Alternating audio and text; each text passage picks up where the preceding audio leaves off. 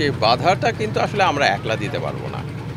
এখানকার যারা স্থানীয় জনসাধারণ তারা তো একটা প্রতিরোধ গড়ে তুলেছিলেন এখানে যখন বিমানবন্দর বানানোর একটা ফ্যাসিবাদী চেষ্টা করা হয়েছিল তখন। সেই শক্তিটাকেই আমরা পুঁজি করে কিন্তু আমরা এই অন্যায়ের বিরুদ্ধে আমাদের এই প্রচেষ্টাটা আমরা চালাবো।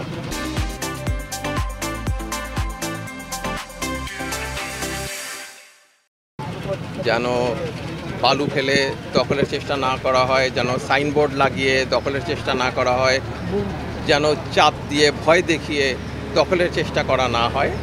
কারণ আপনারা জানেন এখানকার যারা একসময় অন্যায় প্রভাব প্রতিপত্তির মালিক ছিলেন তারা এই কাজটা করেছেন।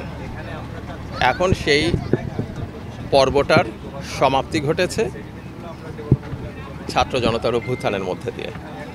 ছাত্র জনতার অভ্যুত্থানের যে আকাঙ্ক্ষা সেটা এই আড়িয়ল বিলের যারা সাধারণ মানুষ তাদের আকাঙ্ক্ষার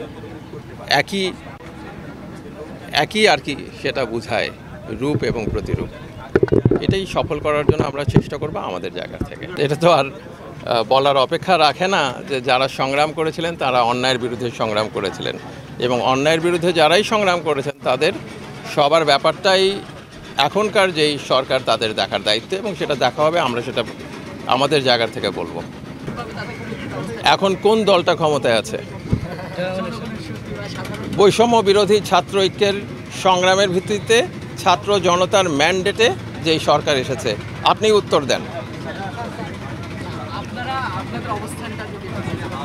আমাদের অবস্থানটা হচ্ছে আমাদের কনস্টিটিউয়েন্সি হচ্ছে জনগণের গণ অভ্যুত্থান, ওইটার নির্দেশনার ভিত্তিতে আমরা কাজ করছি।